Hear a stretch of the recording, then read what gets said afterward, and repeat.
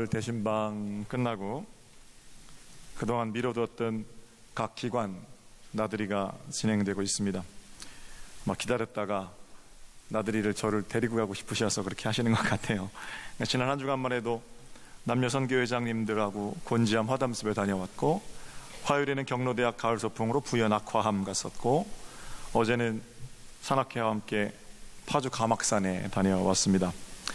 제가 산을 별로 좋아하지는 않는데 목회하면서 자주 가니까 산도 좋아지는 것 같습니다. 사람이 얼마나 많은지요. 등산하다가 제자리에 서서 30분 이상 기다려보긴 어제가 처음이었습니다. 주를 깨끗한 마음으로 부르는 사람들과 함께 진행되는 모든 소풍들이 은혜 가운데 잘 진행되고 마무리되기를 바랍니다. 산마다 울긋불긋 단풍이 들어있든지 아니면 아름답게 물들어갈 준비를 하고 있든지 그런 형편이었습니다. 지난 토요일에는, 어제가 아니고 지난 토요일에요, 아내와 함께 예쁜 길을 걷고 있는데 뒤에서 이제 쫓아오던 제 집사람이 기분이 좋았던지 오메 단풍들 걷네 그래요. 그 이제 돌담에 속삭이는 햇살같이 그 시를 지은 김영랑 씨가 지은 시 제목이 오메 단풍들 걷네. 그냥 이거는 오메 단풍들 걷네 그러면 안 되고요, 오메 단풍들 걷네 그렇게 하셔야 돼요. 제가 웃음이 나서 그래요 단풍들 걷네 그리고 말았는데 돌아와서 이제 그 시를 한번 찾아봤습니다. 제가 한번 읽어드릴게요. 시 한 수 하겠습니다. 네. 오메 단풍들 걷네 김영랑. 오메 단풍들 걷네 장광의 골붉은 감잎 날아오아. 너희는 놀란 듯이 치어다보며 오메 단풍들 걷네. 추석이 내일 모레 기둘리리. 바람이 자지어서 걱정이리. 너희의 마음아 나를 보아라. 오메 단풍들 걷네. 끝입니다. 초가을 쌀쌀한 날씨에 감잎이 붉게 물들어 떨어지는데 사랑하는 누나가 그걸 보고 오메 단풍들 걷네 그러는 거예요. 여러 가지 의미가 있겠지요. 벌써 가을이네, 이제 산이 예뻐지겠네, 그런 뜻 아니겠습니까?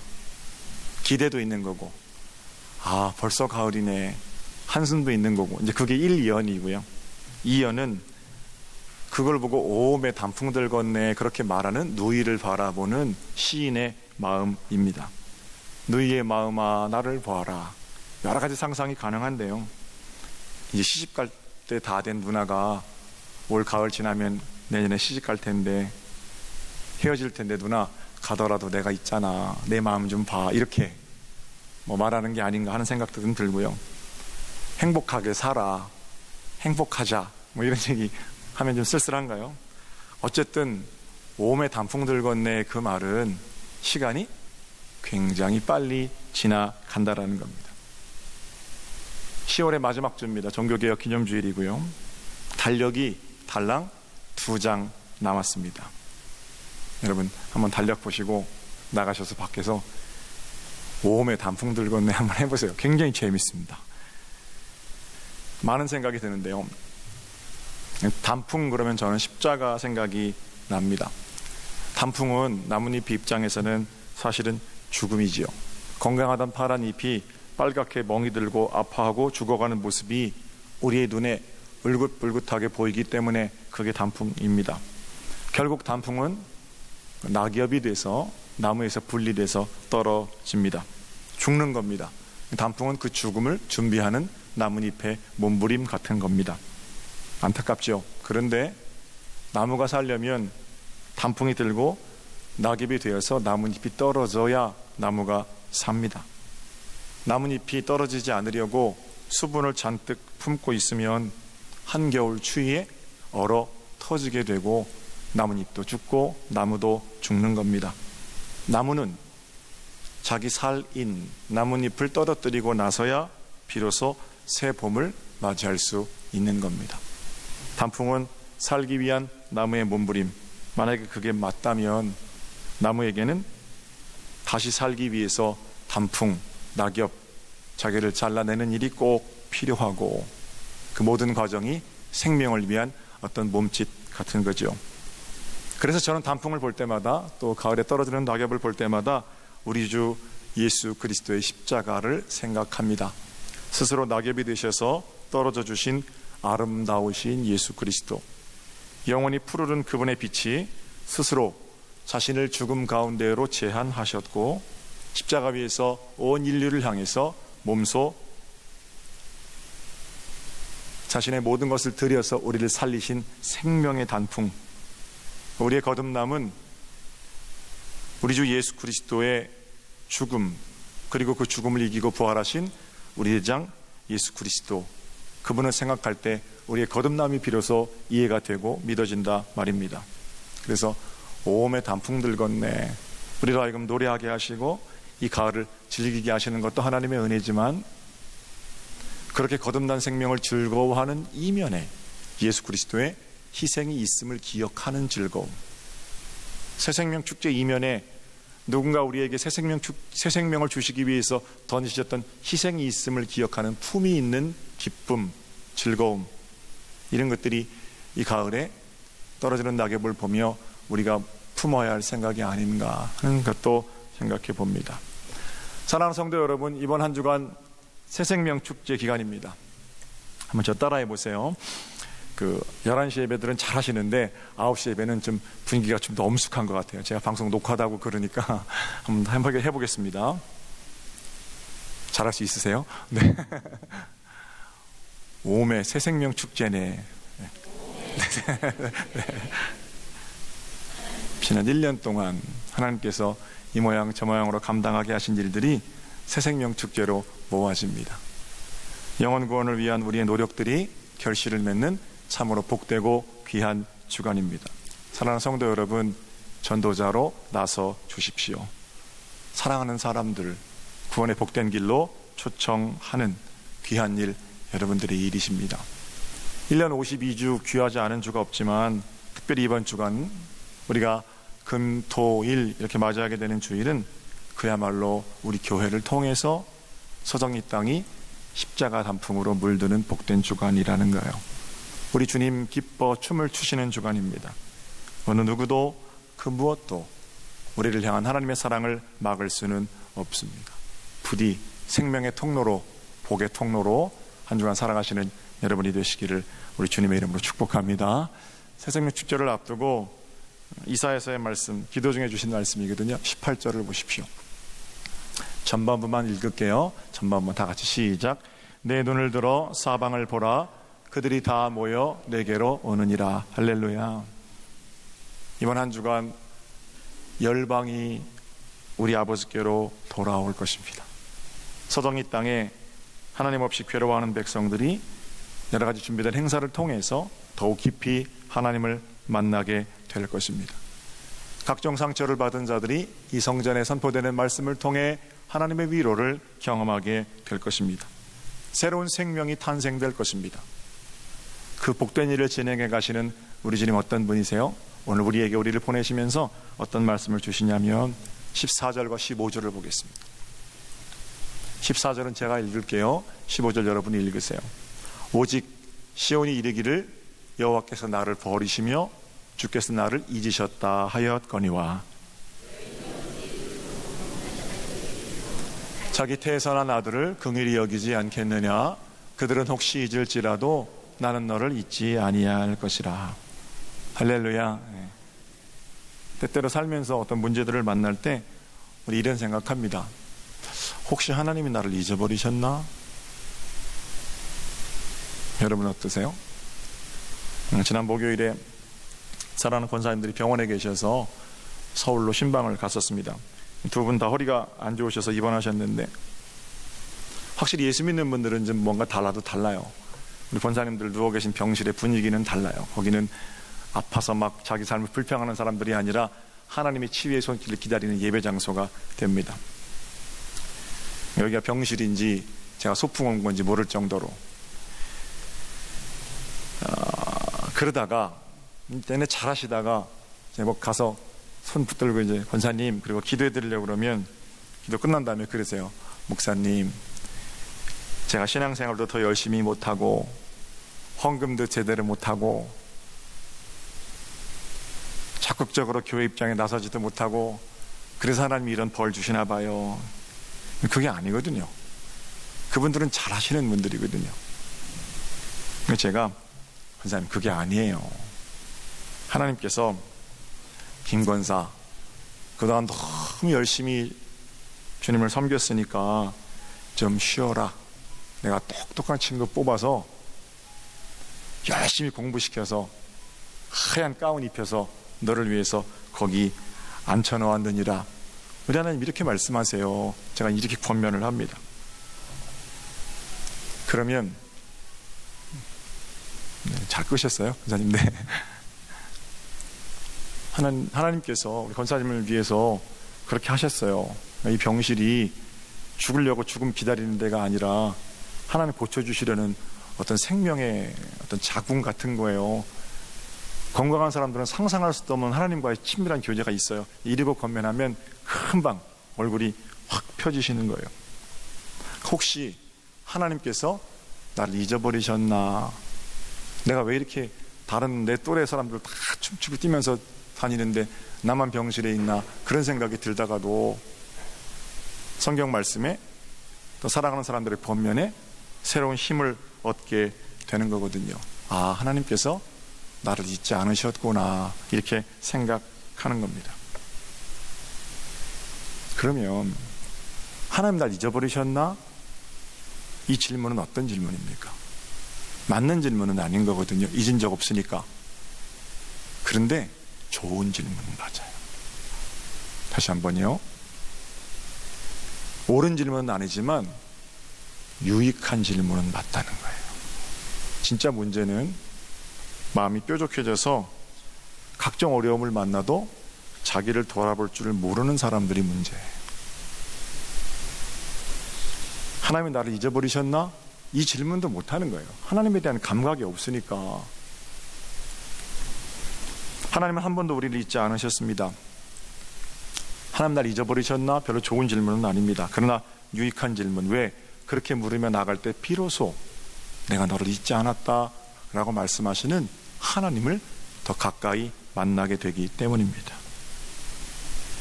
삶의 어려움 속에서 혹시 하나님 나를 잊으셨나? 이런 생각이 들 때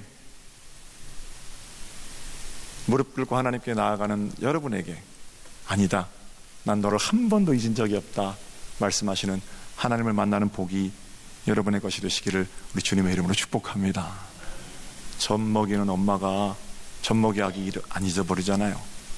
혹시 그 엄마가 잊어버려도 나는 너를 잊지 않는다. 인간은 유한하기 때문에 지키고 싶어도 못 지키는 게 있어요. 그러나 우리 하나님은 영원하신 분이기 때문에 약속하신 것을 반드시 지키고 지키실 수 있는 분이시기도 하십니다. 한 번도 너를 잊지 않았다. 여러분 연세가 어떻게 되세요? 50년 사셨으면 하나님 50년 동안 한 번도 안 잊어버리신 거고, 70년 사셨으면 70년 동안 단 한순간도 나를 잊지 않으신 겁니다. 저는 이 말씀이 이번 한 주간 여러분의 삶에 어떤 특별한 자리로 나설 때 하나님께서 여러분에게 주시는 자신감이 되었으면 좋겠습니다. 중요한 계약을 앞두고 있다든지 중요한 시험을 앞두고 있다든지 뭔가 두렵고 떨림으로 나서는 자리, 그런 자리들을 만날 때 이 말씀 생각하는 거예요. 젖 먹이는 엄마가 그 젖 먹이 아기 잃어버려도 나는 너 안 잃어버린다. 특별한 자신감으로 우리 가운데 주시는 하나님의 음성입니다. 그 떠올리면 힘이 납니다. 복 중에 가장 큰 복은 나를 잊지 않으신 하나님께서 여기 함께 계신 겁니다. 2014년 1월에 창세기 1장 1절을 읽으면서 새벽 기도회가 시작이 돼서요, 오늘이 2017년 10월 29일이니까 무려 46개월 만에 창세기로부터 말라기까지 구약성경을 전부 읽었습니다. 매일 한 장씩 성경을 봐서 무려 4년이 걸렸습니다. 그날 금요일 날에 맛있는 송편을 같이 나눠 먹었어요. 새벽기도 오신 분들만 나눠 먹었습니다. 내일 아침부터는 이제 마태복음 1장이에요.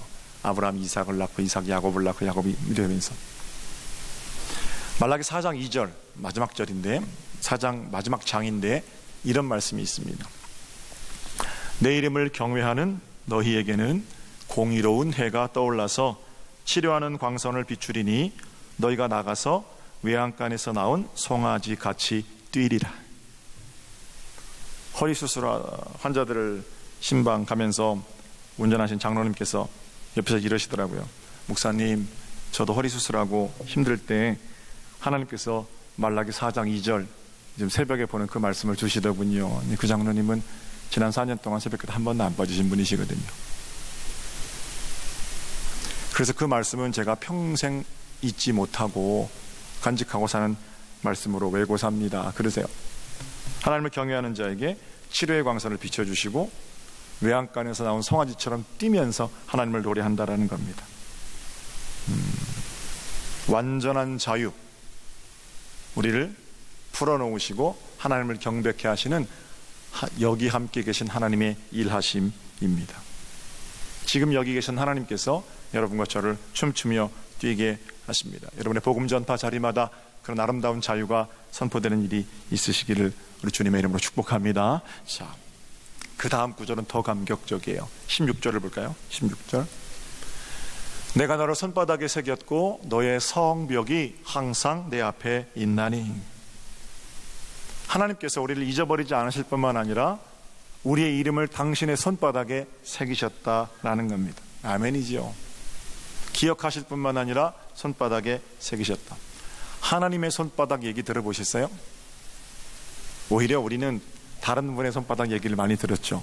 부처님 손바닥 이런 얘기는 많이 들었어도 하나님 손바닥 이런 얘기 잘 못 들어보셨죠. 물론 이 말씀은 하나님께서 자신의 손바닥에 우리의 이름을 새기실 만큼 우리를 사랑하신다는 말씀입니다. 그런데 저는 좀 상상력을 발휘해서 하나님의 손바닥, 그 손바닥에 겹쳐져 있는 또는 하나인 우리 주 예수 그리스도의 손바닥을 생각해 봅니다. 우리 예수님 손바닥에는 뭐가 있냐면 구멍이 있습니다. 나를 위해 십자가를 지시면서 새겨진 사랑의 흔적입니다. 그래서 이 말씀은 아무나 다 와라, 내 손바닥 넓으니까 니들 이름 다 써줄게, 그렇게 읽을 수만은 없습니다. 하나님의 손바닥에 새긴 내 이름, 그 이면에는 나를 살리시기 위해서 구멍난 손바닥으로 살아가시는 예수 그리스도, 그분의 희생이 있다라는 거예요.